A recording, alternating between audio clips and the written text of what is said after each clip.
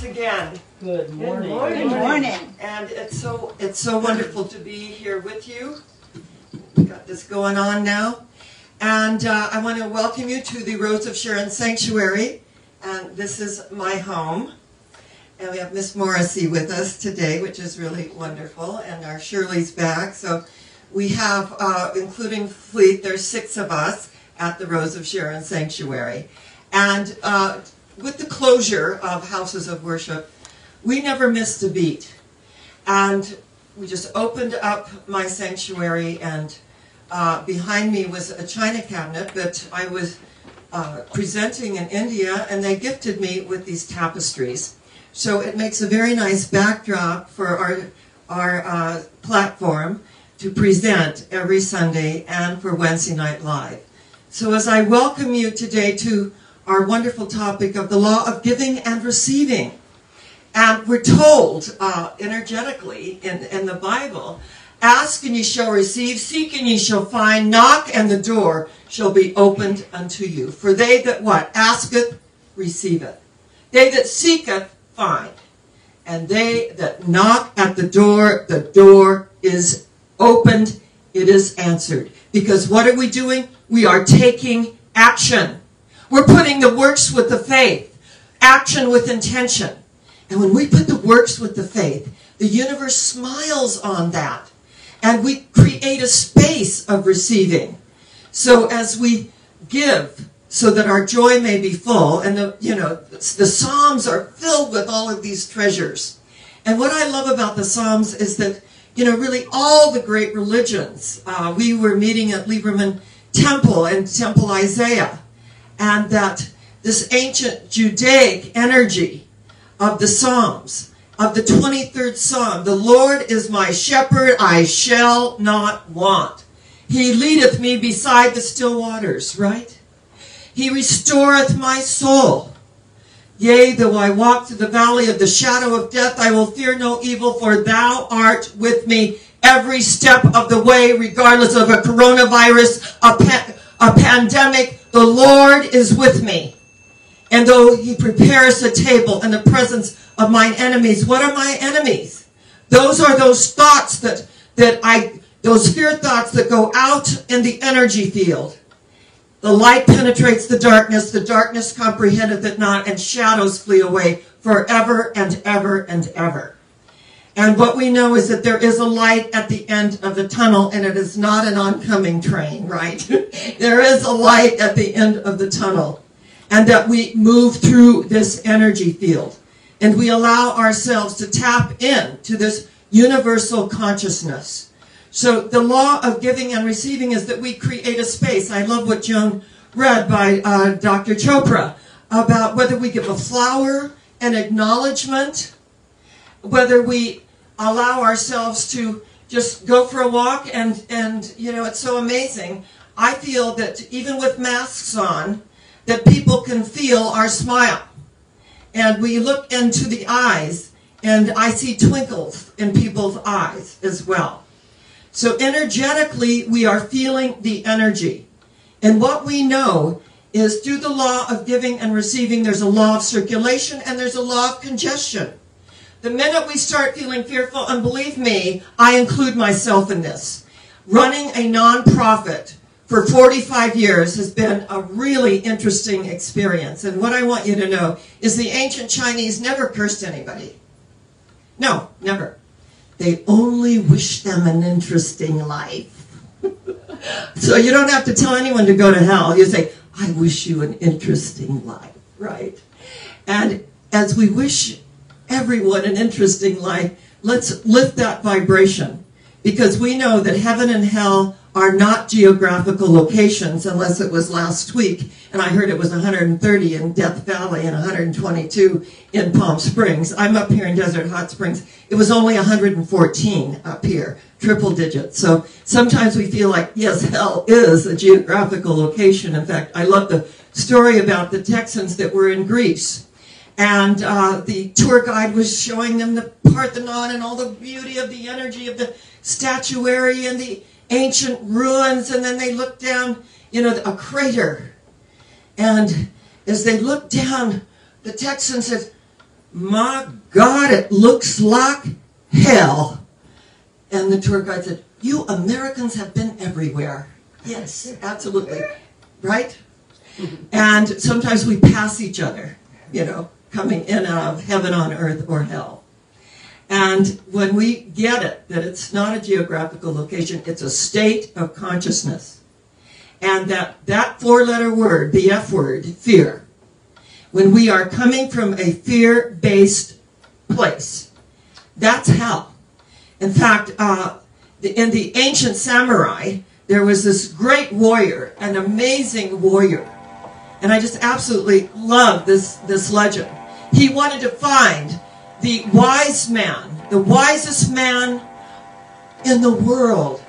And so he traveled great distances and over rivers and mountains and terrain. And he traveled for days and months. And a year went by, and finally, there he was in the Himalayas, and there was an amazing cave. And he went in, and he said, he bowed, and he said, oh, great master, I want to know the difference between heaven and hell. This has been preying on my mind. And the great guru looked up and said, you? A great samurai warrior? You? You're asking me such a question? Great warrior? And at that moment, the samurai was filled with anger. And he went to unsheath his sword. And the guru said, that's hell. And he was so moved that he dropped his sword, he dropped to his knees, and he began to pray and give thanks that this man, this guru, this wise one, had risked his life to teach him a great lesson. And tears rolled down his face. And the great wise man said, that's heaven. That moment that the heart opens, that we feel at one with all, and the humility to know that we don't know it all. And that as long as we are here on the earth mother, that we are here to grow, to evolve, and to unfold, and to keep opening. I'm always reading, new authors. In fact, many of my students in the 45 years of being an ordained New Thought minister with, it's always interesting, consecutively, no time off, that many of my students are best-selling authors and have gone on to be wonderful speakers. And that just thrills me. And it allows me to know that when Buckminster Fuller said, each one reach one, each one teach one, each one reach one, each one teach one, that the law of giving and receiving is allowing ourselves to be open enough to learn and to grow and to receive sacred knowledge and wisdom. In fact, right here at the Rose of Sharon Sanctuary on Friday morning, the Reverend Emma Molina Inigas went through her 70 is Heavenly Rites of Passage Elder ceremony that I performed right out in my, I have huge pieces of stained glass that are out in my courtyard. And so that was our backdrop. And we did the ceremony, the elder ceremony, where she stepped into her wise eldership and acknowledged that, to be a matriarch of humanity is to impart sacred knowledge and to realize that everyone and anyone who comes within our energy field is healed and uplifted in our presence because our consciousness is going higher. And this is what we can give to the universe. And so when I feel, those fear thoughts, and we have set bills to pay every month, even though we're not renting a facility, we have set bills. And when I get that little feeling, I write a thank you note, I send something out, I give a gift, I allow myself to feel the beauty of nature. And in doing that, it creates a space to receive. Because remember, the minute we feel fear, it's a block. We're blocking our good. And the moment that we open to the truth, it sets us free to be who and what we are. Because I feel deeply that we're all generous beings. I'm an idealist. I'm an optimist. I don't think the glass is ever half full. I think it's full. Half with water and the other half with air, right? And sometimes the most amazing opportunity that we have to navigate through these times, and these are very interesting times, is a leap of faith. A leap of faith. For each and every one of us. And to know that this too shall pass. But God's love, God's truth, God's beauty, God's wisdom will never pass away. And in the ancient way, the indigenous people, if you acknowledged something that they had on, or energetically you admired something, they would just take it off and give it to you. And you were compelled to accept it, otherwise it was rude not to. So in the ancient way, we know that life is a circle. Ride, ride the carousel, reach for the golden ring, never to finish, only to begin again. Life is a circular thing.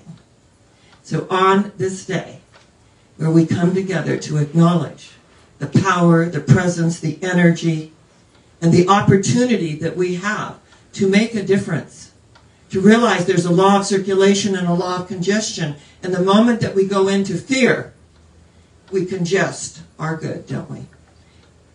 We actually block our good, don't we? And it's about taking responsibility for the things that we do create in our lives. And as we take responsibility, what's the twin of responsibility? Freedom. The freedom to live our life in such a way that it makes a tremendous difference. Yes, believe it or not, I receive ARP magazine. And there was an art, and this is, isn't he hot? You know, Kevin Costner, you know, isn't he great? He's just a great guy. He's on the cover. Good for you, Kevin. There is an article in here, and it's about a bus driver. And she is just so darling. Her name is Marsha Woods Johnson. And it shows her, you know, driving the bus and blessing everybody that comes on to her bus and taking them where they need to go, because she said they would have no way to go. And most of the people that she takes on the bus they're Amazon workers and other workers that are, she said, essential workers. And she said, I just say a prayer and stay positive. I say a prayer and I stay positive. Thank you, Marsha Woods Johnson. So let's all just say a prayer every single day. We leave our homes, we put on our masks, we go to our destinations, and we say a prayer, right? And stay positive. And when we allow ourselves to do that, we create a space to receive our good, pressed down, shaken together, and flowing over into every area of our lives. The Lord is our shepherd. We shall not want. And remember that when Jesus multiplied the loaves and fishes, you know, they came to him, everybody's hungry. Well, you know, go see what's available. So what? 2 fish and 5 loaves? And what did he do? He called for it. Give me the 2 fish and the 5 loaves. And then he held it up. And he said, thank you, Father, that thou hast heard me. And I know that thou hearest me always. And he blessed this substance. Energy. Remember, E equals MC squared. That all things are relative. That matter and spirit are one. And one is, of course, you know, energetically, we know that there is a density in matter, and there is a liquidity in spirit. but that they are the same energy. Because energy is neither destroyed nor created. It merely changes form. So he blessed it, and they what? Distributed it. And then when Jesus said, take the baskets and go get the leftovers, he liked leftovers too. There were 12 baskets of bread left over out of this the 2 fish and 5 loaves that distributed and fed the 5,000. Thank you, Father, in advance that thou hast heard me. And I know that thou hearest me always. There are those who give little of the much that they have. And there are those that have little and give it all. These are the true believers in life. And their coffers are never empty. Always full to overflowing. 12 baskets to overflowing. So I know that each and every one of us, we are going somewhere today. We're on the journey. We're on the path. And do you know where that is? Higher yet. Where is it? Higher yet. Where is it? Higher yet. For we are in a high place and we will not come down. None of these outer things move us. We are in a high place and we will not come down. So I say Namaste. The God in me salutes the God in you, and the God in you salutes the God in me. And if I am in that place in me, and you are in that place in you, there is only one of us. Namaste. I say shalom, the peace that passes all understanding, and God bless us, everyone.